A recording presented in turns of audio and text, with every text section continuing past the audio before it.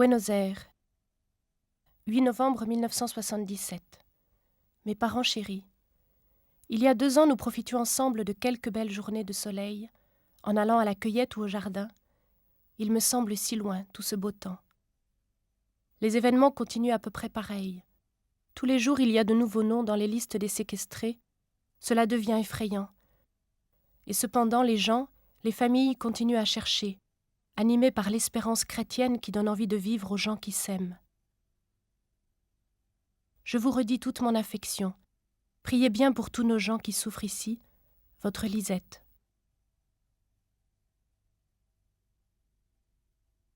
Lisette, c'est Alice Daumont, religieuse française, missionnaire. Elle vit en Argentine depuis 10 ans.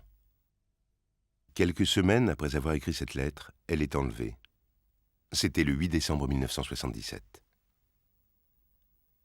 Avec elle, 12 autres personnes disparaissent. Un groupe de mères, parmi les fondatrices du mouvement que la dictature nomma les folles de la place de Mai, et une seconde religieuse française, sœur Léonie Duquier. Depuis qu'ils ont pris le pouvoir en avril 1976, les militaires argentins ont systématisé l'enlèvement d'opposants. Très vite, des parents de ces disparus ont commencé à se mobiliser. Les maires de la place de Mai manifestent ainsi chaque jeudi devant le palais présidentiel. Alice est avec elle. Pour tenter d'étouffer ces protestations, les militaires organisent la rafle de décembre 1977. À cause de la présence des 2 religieuses françaises, cette opération va avoir un retentissement international considérable. Pour le monde entier, Alice et Léonie vont devenir le symbole des disparus d'Argentine.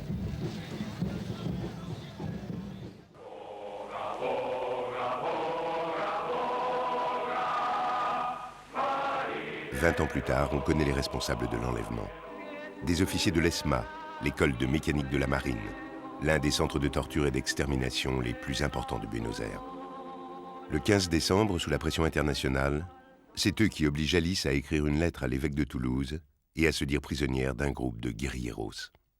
Le soir même, dans les sous-sols de l'ESMA, les marins photographient les sœurs devant un drapeau des Montoneros, un mouvement d'opposition armée à la dictature.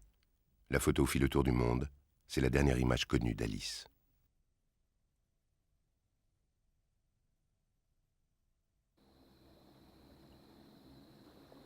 Les traces de ces disparus mènent vers le delta du Tigré, labyrinthe de canaux et de marais à quelques kilomètres de Buenos Aires.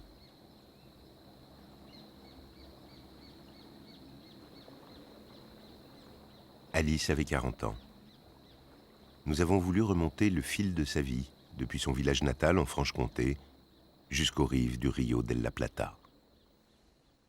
J'ai ressenti comme un coup dans la poitrine. C'était vraiment... sans savoir, c'était sans savoir de visu, sans avoir de commentaires, on était... ça nous a fait... Mais il fait quand même que la séparation, il faut dire la séparation des gens, même quelqu'un qui vous est cher, la séparation, loin des yeux, pas loin du cœur, mais là, ça nous paraît impalpable, c'est quelque chose sur quoi on ne peut pas intervenir, c'est pas comme nous sommes bien incapables de prendre un avion, incapables de pour aller chercher les gens, c'est pas... On est des petites gens, c'est tout. On est des petites gens.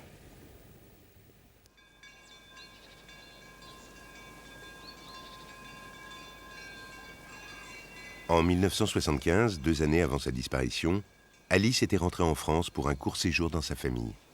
8 ans étaient passés depuis son départ pour l'Argentine. Elle revoyait pour la dernière fois ses parents, ses frères et sœurs, dont Annie, la seule avec Alice à avoir quitté le village natal. Pendant le séjour en France en 1975, Alice nous a parlé de la situation en Argentine. Mais je pense qu'elle n'en a pas parlé vraiment clairement parce que c'était difficile pour les parents. Ou alors ça vient de nous, on n'a pas vu, je crois qu'on n'a pas compris la crucialité des événements. Hein, je pense que on savait qu'elle vivait des choses dures, mais je pense qu'on ne se rendait pas compte que ça pouvait aboutir à une disparition, à une mort. Elle est arrivée en juin 75. La grand-mère était sur son lit de mort. Les sœurs sont arrivées. Et puis elles étaient joyeuses, vraiment joyeuses. On a vu quelqu'un d'arriver exubérant et tout. On a fait l'enterrement. La grand-mère avait 97 ans. Ce n'était pas quelqu'un... Oui, elle avait eu tout son temps. Et puis, elle est partie rencontrer un tas de gens, embrasser tout le monde, exubérant au possible, contraire, comme on n'est pas à nous. Elle avait suivi un chemin qui était tellement différent d'une autre, qu'elle était tellement loin de nous, bien que c'était notre sœur. Était comme les rails quoi, du train, chacun sa trajectoire, bien qu'elle était similaire, mais elle n'était pas. Une chose qui choquait quand même, c'est que quand elle est rentrée, Alice, on s'attendait à voir la religieuse rentrer, et elle avait une tenue de jean. Elle était en jean, et puis elle a fait une fête familiale où elle avait ramené le maté, et qu'elle a pris. Mais nous, localement, on a vu cette sœur arriver, on a vu l'image petit, on attendait une sœur qui arrivait avec son costume, le costume de religieuse. Alors, elle allait nous faire la prière. Mais non, elle arrive en jean, et elle nous montre le maté. Effectivement, il y a des gens locaux qui disent, mais c'est plus une sœur, c'est quoi? Je veux dire, c'est quelqu'un qui vivait comme les autres. Je vivais simplement comme beaucoup d'autres, dans un petit village avec ma famille. Mais j'ai compris que le monde ne s'arrêtait pas aux portes de mon village. Dieu a semé dans mon cœur cette graine de curiosité et de préoccupation pour tous mes frères, qui ont le même droit de vivre, parce que la terre est à Dieu, et Dieu l'a voulu pour tous ses fils. Il a fait naître en moi cette envie de partager le peu de choses que j'ai, et ma personne, un peu comme l'a fait le Christ en son temps. Je ne voudrais pas que tu me vois comme un personnage anormal, mais comme une amie simple et fidèle, quelquefois un peu plus bornée que les autres, mais avec la même volonté toujours.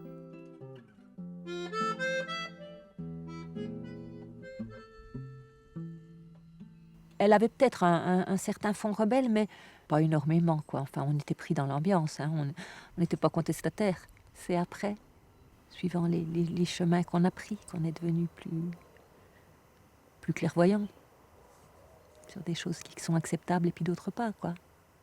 Hein. Et puis, bon, elle a été dans une situation où il y avait des choses qui étaient complètement inacceptables, hein.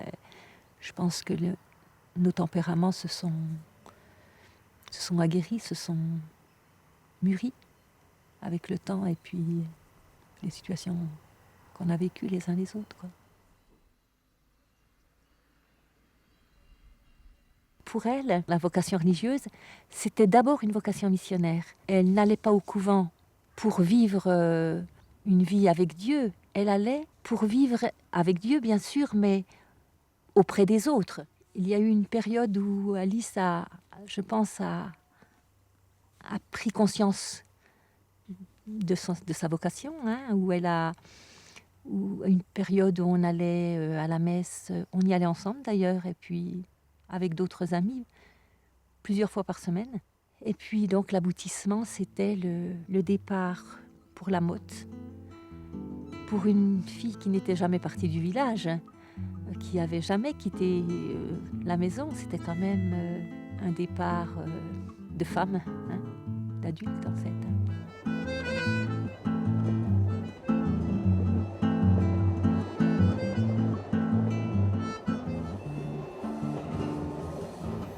Notre-Dame de la Motte, 6 mars 1958.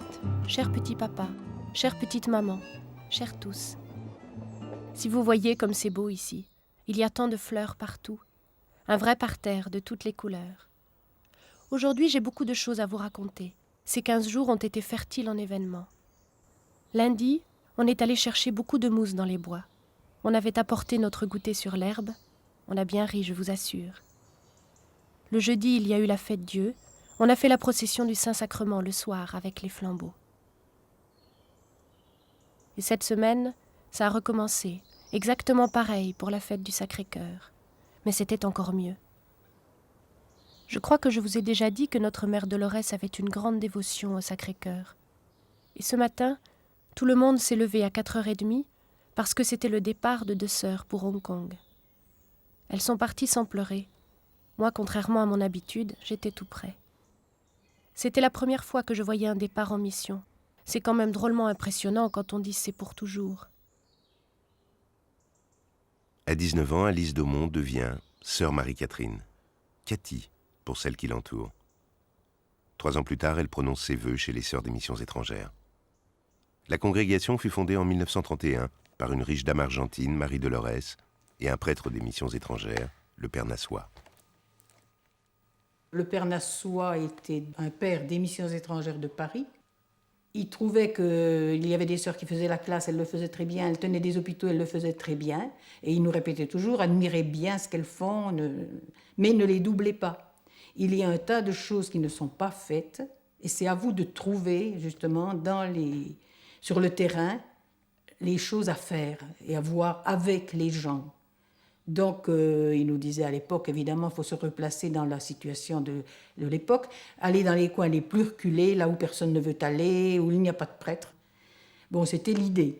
Or, Mère Marie Dolores, qui elle venait d'Argentine, contrairement au Père Nassois, elle avait une tendance à vouloir faire des sœurs de grandes dames, un peu son style et ce qu'elle avait reçu chez les Dames du Sacré-Cœur. Alors qu'en Argentine, on avait réussi quand même à s'orienter, à mon avis, dans le sens qu'avait voulu le Père Nassois.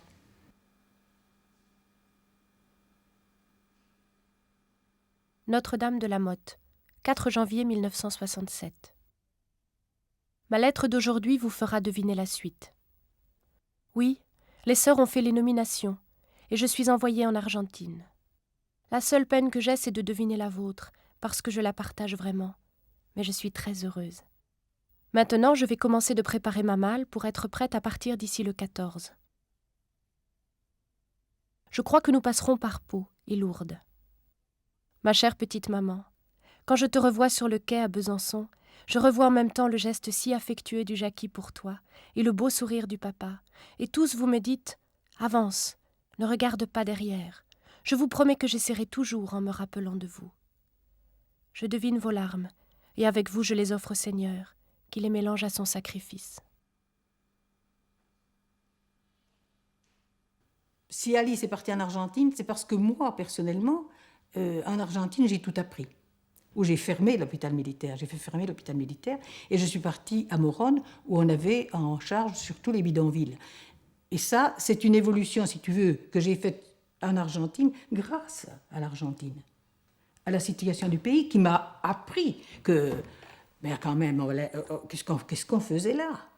Le Père Nassois, parce que moi j'avais eu la chance de connaître le Père Nassois et je savais que le Père Nassois nous voulait un peu aux avant-postes de choses qui n'étaient pas trop prises en charge. Qu'est-ce qu'on foutait dans un hôpital militaire, bonsoir? Je ne dis pas que c'était inutile totalement, hein. Mais enfin, moi, je voyais pas. Et à ce moment-là, l'évêque de Morone avait cherché quelqu'un pour s'occuper de ce genre de choses. La maison de la catéchèse et la maison de la charité, qui s'occupait spécialement des bidonvilles. Et c'est là que, sans crainte à ce moment-là, et au contraire, j'ai bien vu Cathy là-bas. Alors que certainement, si je n'avais pas été en Argentine moi-même, je serais restée avec l'idée que j'aurais été envoyée en Asie, je ne sais pas comment j'aurais évolué, et Cathy serait sûrement jamais allée en Argentine.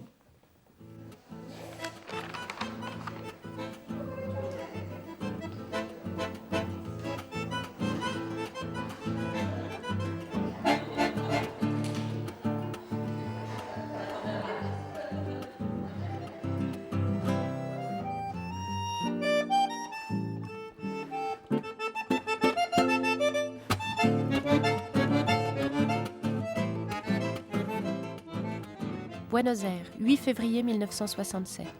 Mes parents chéris, chère petite marraine, et tous. Voici les premières impressions de la mission d'Argentine. Enfin, hier, dimanche, nous arrivions au port de Buenos Aires, à 7h du matin, par un ciel bleu et un soleil déjà chaud.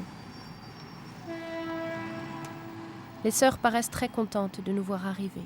Elles disent qu'il y a beaucoup de travail à faire. Elles ont une allure très missionnaire, pas du tout encombrée, ni embourgeoisée, mais joyeuse et sympathique. Je pense qu'il faudra commencer sérieusement l'étude de la langue Ici, les sœurs parlent moitié français, moitié espagnol, ou plutôt très mal les deux. La paroisse est très nouvelle vague. Vraiment, je me demande s'il ne faudrait pas que les Argentins partent convertir les Français. En plus, les sœurs circulent beaucoup dans les quartiers pauvres, toujours pour le catéchisme et le service social. Ça paraît très intéressant. Je suis sûre que je serai très heureuse ici. Je ne saurais jamais vous remercier assez de m'avoir tant aidée et encouragée. Je crois que nous resterons très unis malgré les distances. Je vous embrasse, votre Lisette.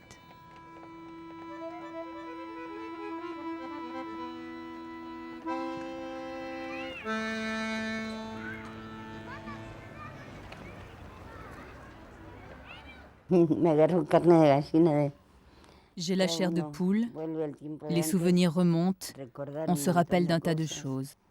Ce qui me met le plus en colère, c'est de savoir que justement celui qui a fait disparaître un être aussi exceptionnel que Cathy soit encore là où il est, et qu'en plus, ce dégénéré aura probablement la chance de s'en tirer. Souvent, je me dis c'est injuste, alors que ce qu'elle enseignait, c'était l'amour, ce qu'elle donnait, c'était l'amour.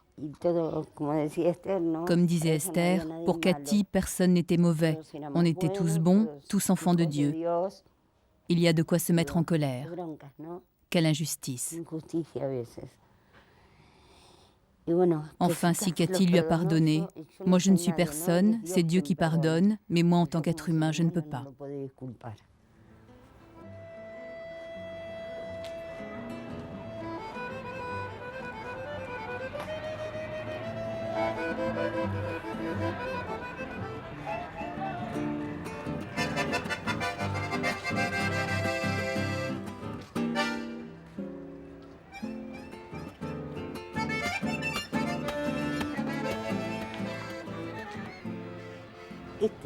Cathy habitait exactement là.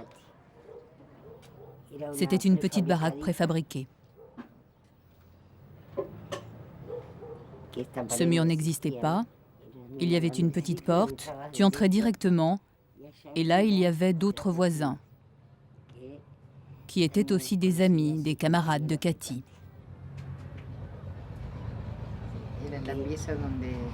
C'était la pièce où on rangeait les lits debout. Exact. Dans la journée, on les mettait debout, et la nuit, on poussait les tables et on mettait les lits par terre.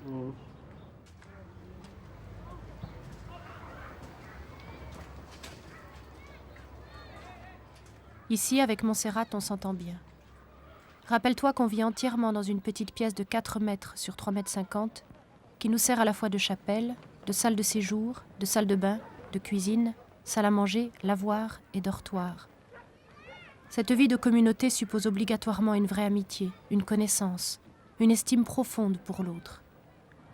La maison aussi, sans aucune commodité, se prête dans les deux sens à une plus grande intimité, appréciant les choses à leur juste valeur, par exemple la bougie quand la nuit vient. Mais aussi, si tu te disputes avec ta compagne, il n'y a pas de place pour t'éloigner et bouder. Il faut régler les comptes sur place et sur le moment.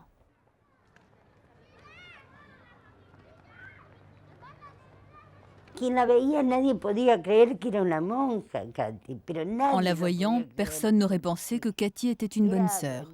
Personne ne pouvait le croire. Parce que tu vois, avant, maintenant c'est différent, mais à cette époque, le curé c'était le curé, la bonne sœur c'était la bonne sœur.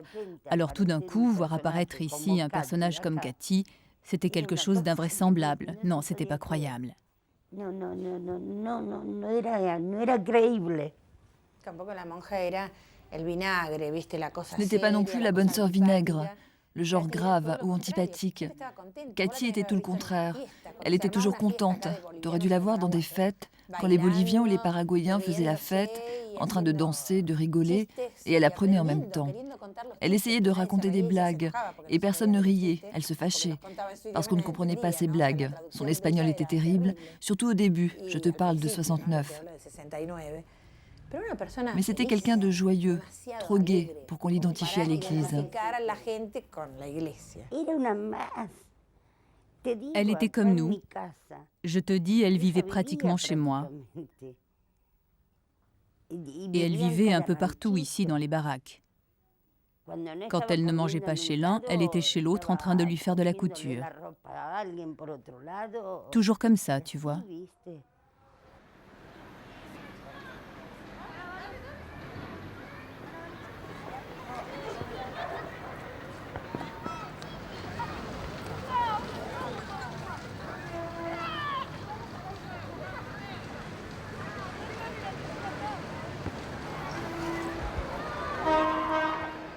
Ficha Lugano, 23 avril 1970.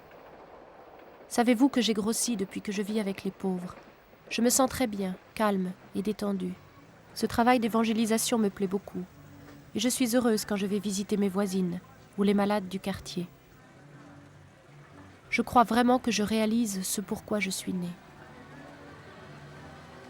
Hier, je suis allée voir une jeune maman de 17 ans qui vient d'avoir des jumelles prématurées. Une est déjà morte. Et l'autre, on a peur. Elle était si contente, cette jeune maman, même si elle n'a pas de mari. Bien souvent, les mamans de 15, 16, 17 ans ne savent pas comment s'en tirer avec un bébé. Souvent, je me demande ce que j'aurais fait à leur place. J'admire toujours le courage de ces gens qui accueillent ce petit comme si c'était un cadeau du ciel. Je vous assure que bien souvent, ces gens nous font penser et nous obligent à faire un examen de conscience sérieux. Voilà, mes chers parents, vous devez penser que des fois ça nous coûte d'être pauvres avec nos gens. Mais si on partage leur peine, on partage leur joie. Et c'est cela qui fait notre vie belle.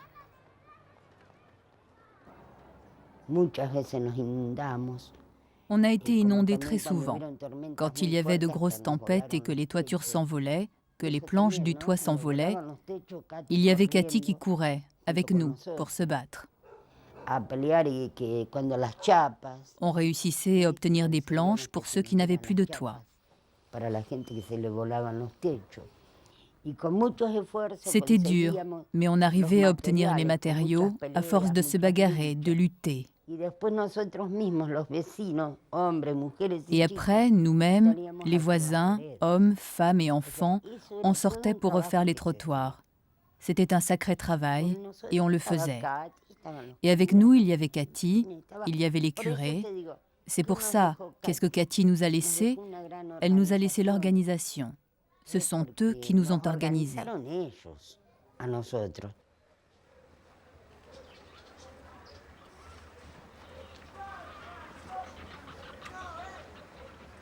Figurez-vous qu'on est tous bien misérables dans notre quartier. On n'a plus d'eau depuis 4 jours. Les gens souffrent tous parce qu'il y a quelques robinets dans les rues. 5 pour 15 000 personnes. Je ne sais pas si vous vous rendez compte de ce que cela suppose. Il faut attendre son tour pendant des heures pour remplir 2 seaux d'eau. Ça donne une impression des plus tragiques, avec la chaleur et tous ces gosses avec des grands seaux dans lesquels ils se perdraient. Tout cela parce que les pauvres n'ont aucun droit reconnu. Le gouvernement fait ce qu'il veut sans aucune préoccupation pour le peuple qui commence à se réveiller. On dirait qu'ils ne sont pas considérés comme des hommes, ni comme des animaux. Je vous assure que ça fait réfléchir et que ça vous donne envie de faire la révolution.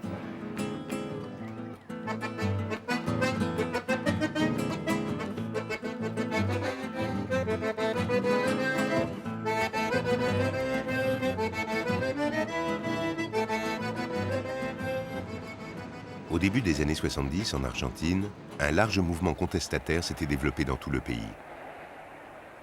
Dans les universités, les usines, dans les quartiers pauvres, les manifestations et les grèves se multiplient. C'est toute une génération étouffée par des années de gouvernement autoritaire qui crie sa révolte. Depuis la chute du général Perón en 1955, les coups d'État se succèdent. En 1966, le général Onganía instaure une dictature qui plonge le pays dans une crise sociale et politique sans précédent. Finalement, les militaires, acculés par le soulèvement populaire, sont obligés de battre en retraite. En 1973, pour la première fois, des élections libres sont organisées et les péronistes l'emportent, après 18 ans de mise à l'écart.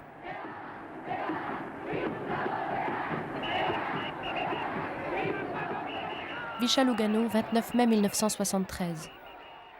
Il semble que nos gens vivent dans une grande espérance d'un monde meilleur, après le changement de gouvernement.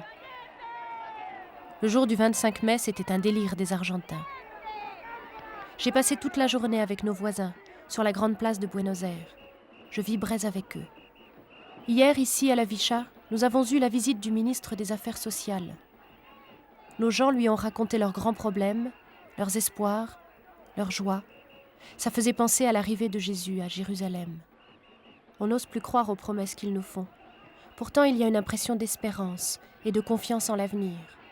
Les pauvres ont cette chance d'être capables de croire de nouveau. Et là, la religion et le politique se mélangeaient à nouveau, parce que nous y allions en chantant les chansons du bidonville, celles qu'on chantait à cette époque-là. Tu te rappelles? La chanson, celle de Camilo Torres, le curé guerriero. Donde cayó Camilo nació una cruz. Esa era. Et puis aussi, Cuando querrá el Dios del que la tortilla se vuelva, que los pobres coman pan y los ricos mierda, mierda. Esa era la canción. Celle-là, c'était la plus forte. Et Cathy en chantait une autre. Mi hermano se levanta, estando yo en el cuartel, tomó el fusil y la manta y me echó al monte con él. Esa era. Ella estaba feliz. Elle était ravie. Elle voulait voir Perón.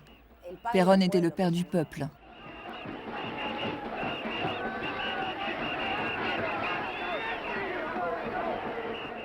Vous devez entendre parler de Perón à la radio et à la télévision.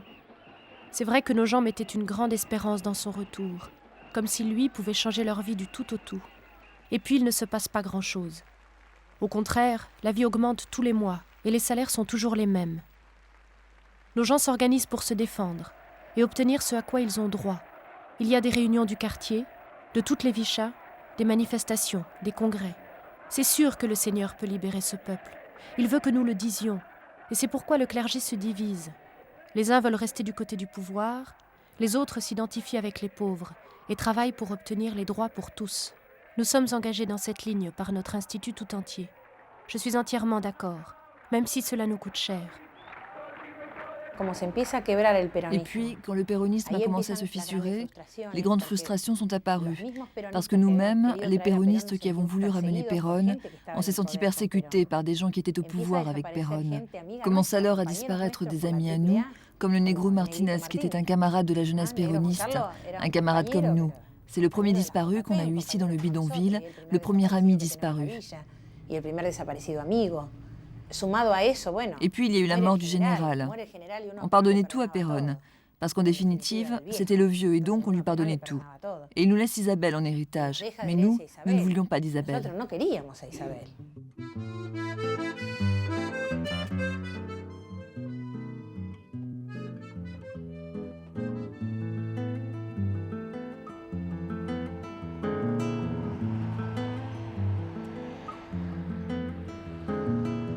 Après 4 ans passés à Vicha Lugano, Alice quitte le bidonville.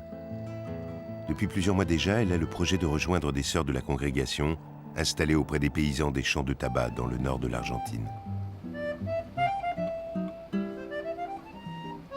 Je voudrais vous raconter un peu ma vie ici, dans cette immense campagne d'Argentine, où le peuple vit une réalité tant différente de la capitale. En Argentine, les distances sont énormes. Les routes relient uniquement les grandes villes et la campagne est laissée pour compte. Nos gens sont à la merci du temps, comme tous les paysans du monde, et en plus de leurs patrons, qui sont les propriétaires de la terre que ceux-ci travaillent. Comme vous pouvez l'imaginer, nous sommes dans un système féodal, ou à peu près. Enfin, nous croyons tous que Dieu est avec ce peuple, et qu'un jour les choses changeront, mais ce sera quand tous les pauvres s'uniront pour faire la justice. Demandez au Seigneur de nous donner toujours son courage pour ne pas flancher.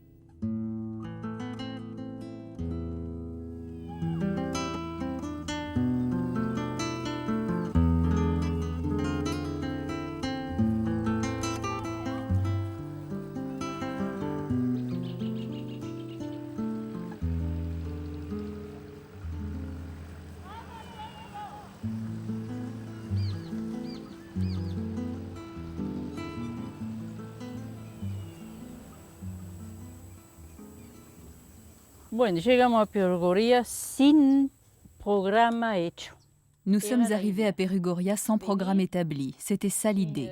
Venir vivre avec les gens, voir quels étaient les besoins des gens et faire ce que les gens nous demandaient. C'est comme ça qu'on est arrivé à arriver aux paysans. Parce que bien sûr, en arrivant ici, moi je n'étais pas dans le premier groupe, mais je sais que les sœurs racontaient que tout de suite, les gens riches du village s'approchaient des sœurs. Il y a des sœurs, c'est bien. Alors on va pour les appuyer, on leur envoyait des desserts, on leur envoyait les gens bien du centre. Mais alors je sais que les sœurs ont refusé un petit peu ça. Se sont éloignées de ces gens-là et pour se donner plus spécialement aux paysans qui venaient. ¿De qué se trataba? Se trataba simplemente de juntarnos. De quoi s'agissait-il? Il s'agissait simplement de nous réunir avec les gens, qu'ils nous racontent ce qu'était leur travail, le fait de semer, de planter, de récolter, de classer, tout ça avec les mains. Tout ça pour ne rien avoir à manger et en plus, devoir offrir au patron presque la moitié de la récolte. Et en réfléchissant avec eux à tout cela, nous avons commencé à penser que seul on ne pouvait rien faire, mais que si on se rassemblait pour protester, peut-être ils pourraient nous entendre. C'est comme ça, sans une grande réflexion, mais poussés par la réalité, que les ligues agraires sont nées. Ça n'a pas pris longtemps. Ça s'est répandu comme de la poudre.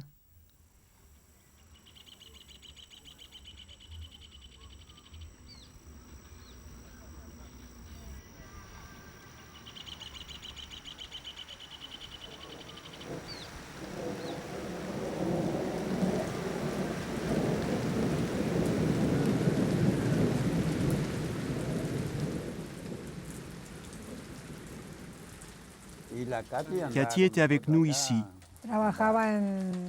Elle travaillait dans les champs avec nous pendant des semaines. Elle nous réjouissait. Elle nous racontait beaucoup de choses. Pour moi, c'était une joie. Elle était avec nous comme quelqu'un de la famille. Comme une fille de plus. Une fille de plus. Ou une mère de plus. Ou une sœur de plus pour nous. Quand elle apprenait que chez un voisin il y avait un enfant malade ou une personne malade, elle y allait et apportait des médicaments, n'importe quel médicament qui puisse servir. Et elle le soignait et elle veillait sur les malades.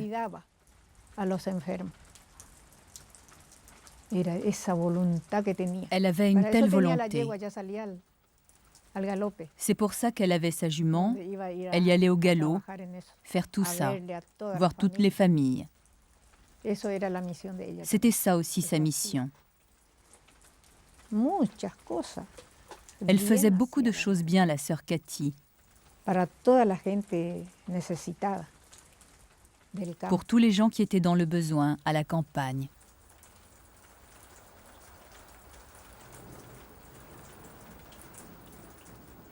Perugoria, 11 septembre 1974.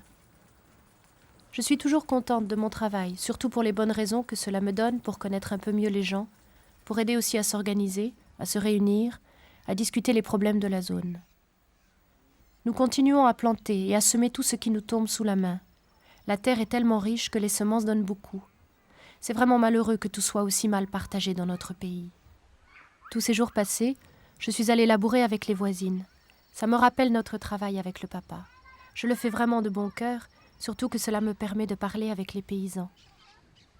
Depuis que j'ai choisi de vivre avec et comme eux, il y a entre nous une relation vraiment profonde.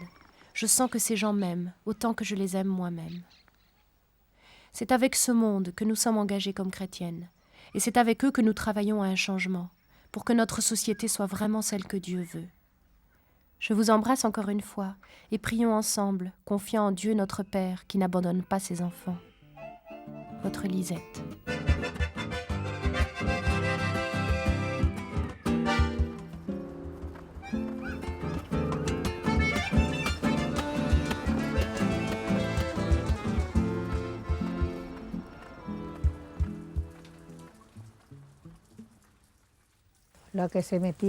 Ceux qui militaient aux ligues agraires, c'était Anna, Maria, Tonito, Toti.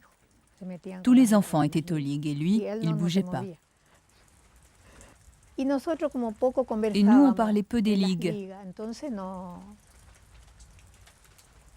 On parlait presque pas de ça avec la sœur Cathy. Mais elle, avec nos filles, elle s'entendait. Elle travaillait avec elles. Toutes les bonnes sœurs aidaient pour travailler aux ligues. Et c'est comme ça qu'ils ont amené ici le tracteur. Parce que les filles travaillaient avec eux, avec les ligues. Là, ils ont amené un tracteur qui appartenait aux ligues. Et après, les militaires sont arrivés, ils ont tout emporté. Des tracteurs neufs, ils les ont tous emportés. Et ils disaient qu'on était subversifs. Et pourquoi ils nous appellent subversifs? Qu'est-ce que ça veut dire?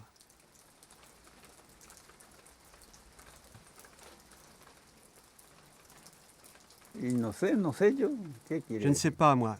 Qu'est-ce que ça veut dire, ça? C'est parce qu'on faisait du bien aux autres personnes. C'est ça qu'on faisait, nous. Tous mes enfants et toutes les bonnes sœurs. Et la sœur Cathy, c'est ça qu'elle faisait. Elle aidait les pauvres et elle les éveillait. C'est ça qu'elle faisait aussi. Les droits de chacun, qu'on ait des droits. C'est ça aussi qu'elle nous enseignait, la sœur Cathy.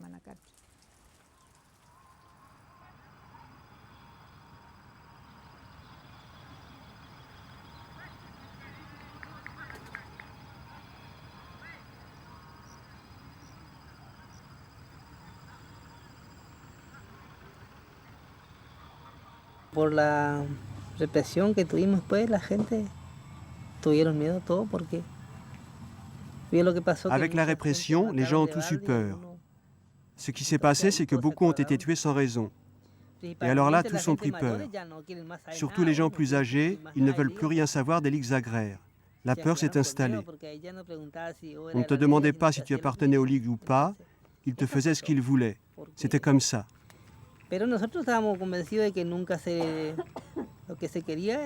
nous, ce qu'on voulait, c'était obtenir quelque chose pour améliorer la vente de nos produits, principalement le tabac.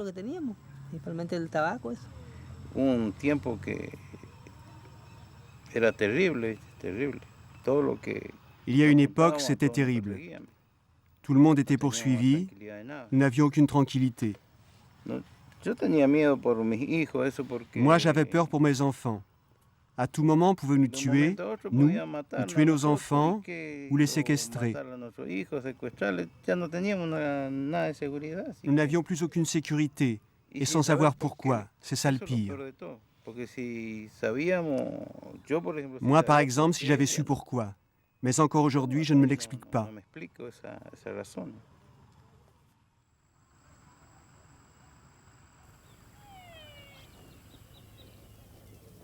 19 septembre 1976. Notre vie à Perugoria devient terrible. La persécution s'amplifie. Je ne sais pas jusqu'où cela ira. Cela ressemble vraiment à une guerre déclarée. C'est un peu général dans le pays et plus marqué dans certains points, dont le nôtre. Ce sont des attaques indirectes, des menaces auprès de nos amis. Spécialement le maire et autres font tout leur possible pour éloigner les gens de notre communauté de travail. Vous aurez peut-être des échos de ce qui se passe avec des autres prêtres et religieuses. Je ne peux pas dire que cela m'angoisse. Je suis au contraire bien tranquille, puisque je suis convaincue d'être dans le droit chemin et que cela vaut la peine de donner sa vie si nécessaire. Même si cela ressemble à une persécution religieuse, nous savons bien que ce sont les simples intérêts du pouvoir qui se défendent des pauvres et de la justice. Cathy a un peu choisi de partir d'ici, parce qu'à un moment, elle ne pouvait plus travailler avec les paysans, parce qu'elle était coincée, poursuivie par la police, qui savait qu'elle ne faisait pas que récolter le tabac, mais qu'elle faisait aussi un travail de prise de conscience.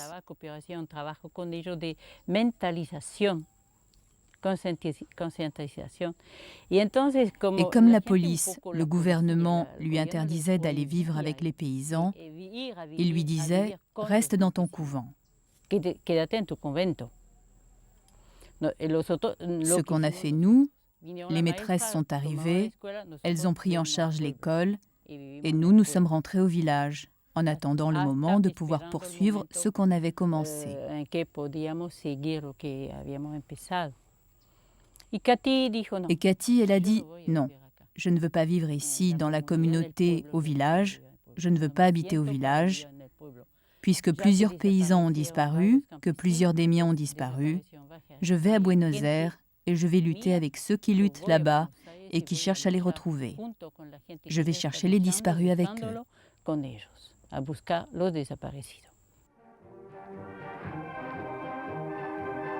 Depuis mars 1976, les militaires argentins ont repris la maîtrise totale du pouvoir. En phase avec les dictatures des pays voisins, ils ont déclenché une répression sans précédent contre tous les opposants. Le scénario est toujours et partout le même. Des hommes fortement armés font irruption dans la rue en plein jour ou la nuit dans les maisons, arrêtent une personne, l'embarquent cagoulée vers une destination inconnue. Les familles des victimes sont laissées sans nouvelles. Un climat de peur et d'indifférence s'abat sur l'Argentine. Très vite, au printemps 77, malgré les menaces, un petit groupe de mères de disparus commence à manifester. Jeudi après jeudi, elles se rassemblent et marchent sur la place de Mai, face au palais présidentiel du général Videla.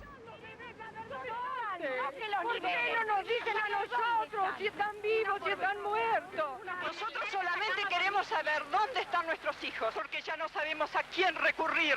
Consulados, embajadas, ministerios, iglesias, todas partes se nos han cerrado, todas partes se nos han cerrado las puertas. Por eso les rogamos a ustedes, son nuestra última esperanza. Por favor, ayúdennos, por favor. Des casernes, des commissariats, des bases militaires sont transformés en lieux secrets de détention où torture et interrogatoire se déroulent sans aucune contrainte. Une fois que les renseignements obtenus sont exploités, les prisonniers sont éliminés. La méthode d'extermination pouvait différer d'un lieu à l'autre. Cependant, il fallait que ces morts ne laissent pas de traces, que leurs corps ne soient jamais retrouvés. 350 centres de détention de ce type ont été dénombrés dans tout le pays. À Buenos Aires, l'un des plus importants était tenu par la marine et fonctionnait dans les locaux du mess des officiers de l'école de mécanique de la marine, l'ESMA. 4500 hommes et femmes ont été internés dans ce lieu. Seulement une centaine a survécu à ce que les officiers de marine dans leur jargon appelaient des transferts.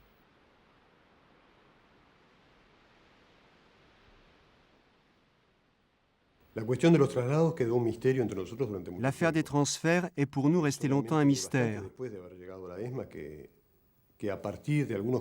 C'est seulement assez longtemps après être arrivé à l'école mécanique de la marine, à l'ESMA, qu'on a pu peu à peu, à partir d'éléments récoltés parmi les camarades détenus à l'ESMA, reconstituer le processus dans son ensemble.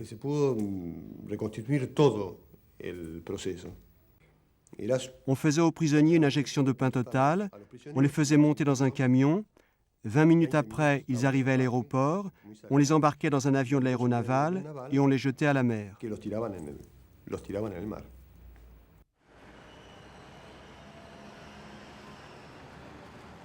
3 juin 1977. Mes parents chéris. Comme vous pouvez le voir, je suis encore à Buenos Aires. Il semble que les choses vont plutôt mal à la campagne. Je travaille le matin et l'après-midi, je me dédie à une organisation, Mouvement œcuménique pour les droits de l'homme. Il y a beaucoup de gens que je connaissais d'avant, très concernés par ce qui se passe autour de nous. Je dois visiter beaucoup de gens et institutions pour faire connaître et tenter de résoudre les problèmes immédiats de tant de familles détruites par la répression. L'angoisse des mamans qui cherchent leurs enfants séquestrés, le calvaire et les chemins de croix dans les officines du gouvernement, les gendarmeries, la négation de tout un secteur de l'Église. C'est la passion que vivent aujourd'hui toutes les familles, sans compter les tortures que supportent tant de gens dans les prisons et ailleurs. Dieu ne peut pas rester muet. Il veut certainement répondre quelque chose.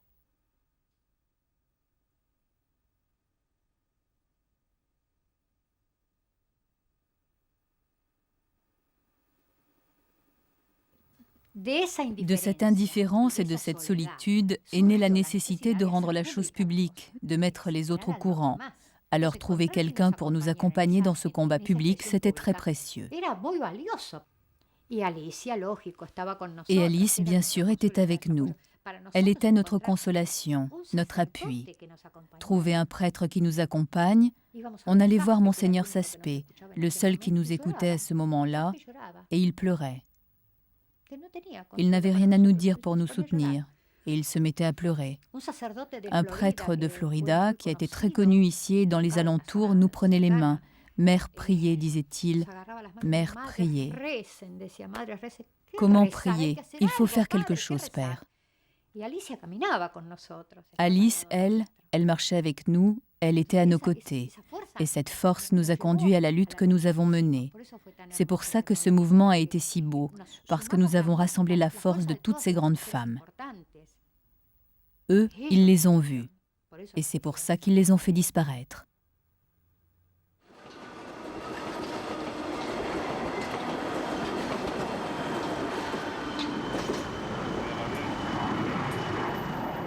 Nosotros teníamos algunas indicaciones de que se está preparando algo.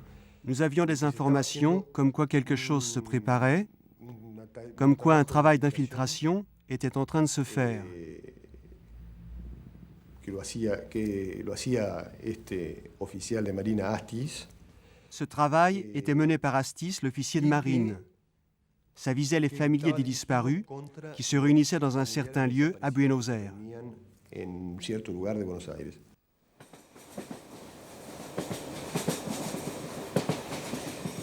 20 septembre 1977. Dimanche, je suis allée passer la journée à Bursaco. Là, je passe les fins de semaine avec Titina. Cela me fait du bien, et à elle aussi. Et je rentre pour la messe du soir, dans une église où nous participons en groupe avec les familles des prisonniers séquestrés. Depuis peu, je partage la vie d'une famille d'amis à Buenos Aires. Des gens que j'ai connus avant, quand je vivais à la Vicha. Ils sont un ménage très uni, vraiment compagnons entre eux, profondément chrétiens. Ils ont 8 enfants. On vit dans un climat très chaud et heureux, sans être fermé. Vraiment, quand ils me l'ont offert, cela me paraissait venir du ciel, parce que je me trouvais un peu sevrée.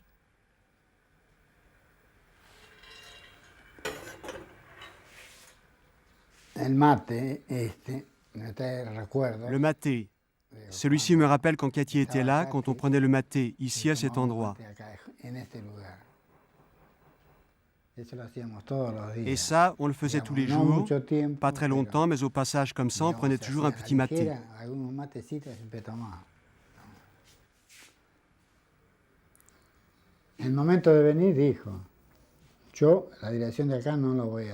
En arrivant, elle a dit « Moi, l'adresse d'ici, je ne la donnerai pas ». Comme à Corrientes, elle avait déjà eu tous ces problèmes, elle savait les risques qu'elle courait. On t'emprisonnait pour un rien, alors si on ouvrait la bouche, défendre quelqu'un, alors là, c'était un délit. Alors, prévoyant ça, elle a dit qu'elle ne donnerait l'adresse sous aucun prétexte.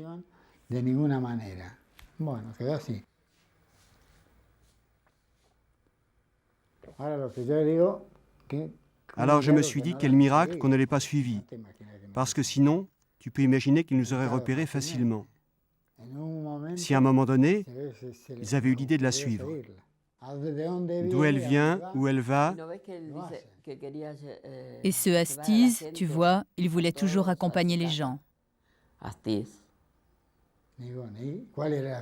Et le but, c'était quoi? Savoir où ils habitent. C'était pas par gentillesse, c'était pour savoir. Et Cathy, elle l'aimait tant, ce garçon. À la fin, on parlait toujours de lui. L'ange, elle l'appelait. Il y a un garçon qui ressemble à un ange, disait-elle. Et c'était Astiz.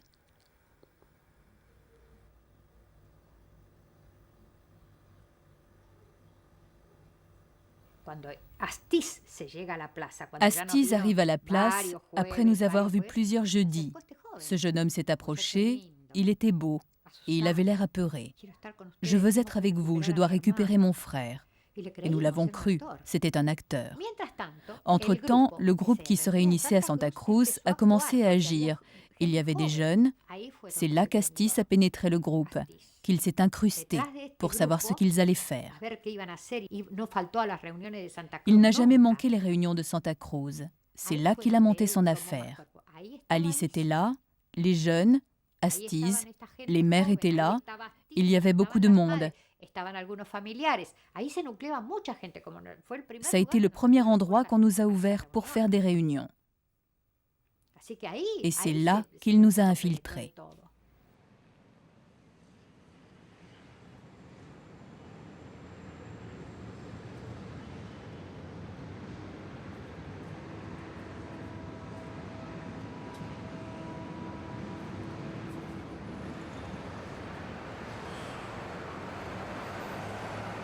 « 8 novembre 1977. Il y a des jours où je pense avec nostalgie à ces matinées pleines du soleil des champs, du bruit familier et domestique. Mais il faut avoir les deux pieds sur la terre et le regard fixé sur tant de frères et sœurs qui souffrent ici ou ailleurs, et en même temps se rappeler que Dieu les aime, nous aime tous de tout cœur, et veut que nous nous donnions la main les uns aux autres. C'est notable comme la souffrance peut faire grandir les gens, autant qu'elle peut les détruire. Je suis convaincue que cette situation de passion est profondément unie à celle du Christ et qu'elle précède la résurrection. Il ne faut rien regretter, mais aller de l'avant. Votre Lisette.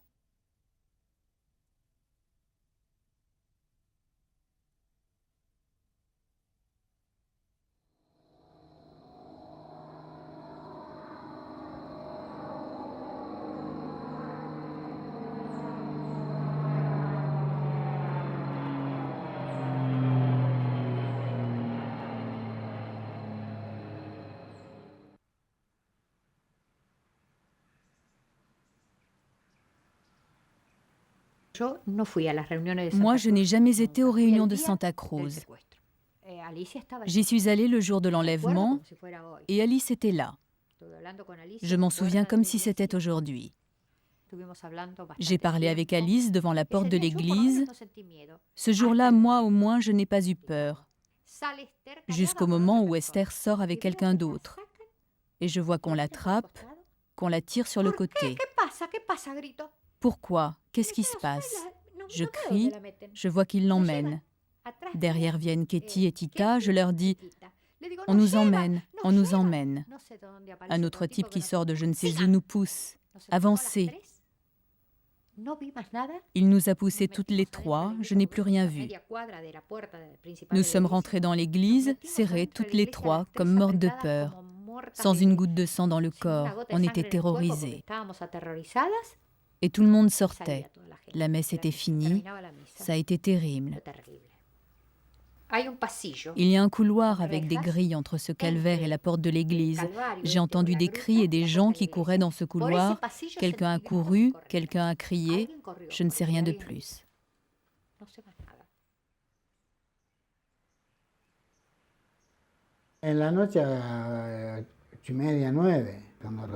C'était le soir, vers 8h30, 9h.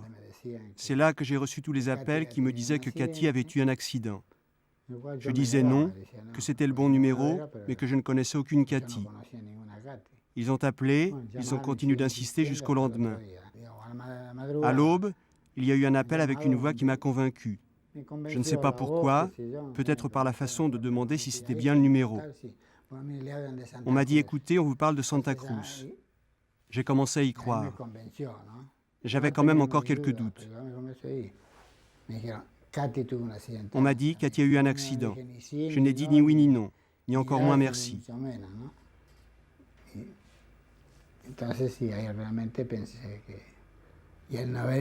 Comme elle n'était pas rentrée, j'ai imaginé le pire. Voilà, ça s'est passé comme ça.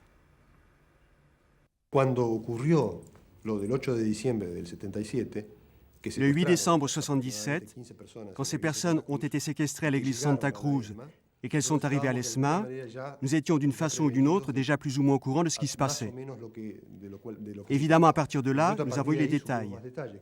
On a su que c'était l'église Santa Cruz, que parmi les prisonniers, il y avait Azucena, la fondatrice du mouvement des Mères des Disparus, et qu'en plus, il y avait 2 religieuses françaises, Léonie et Alice.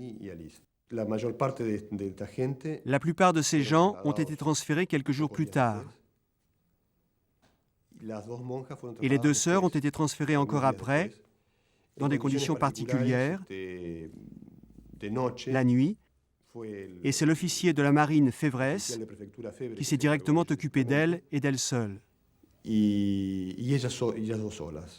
Au sujet de ce qui s'est passé avec les 2 religieuses, le mystère reste entier. Moi, en ce qui me concerne, je n'ai aucun élément pour savoir ce qu'elles sont devenues. Évidemment, elles ont été tuées, mais comment, où, je n'ai aucun élément pour le savoir.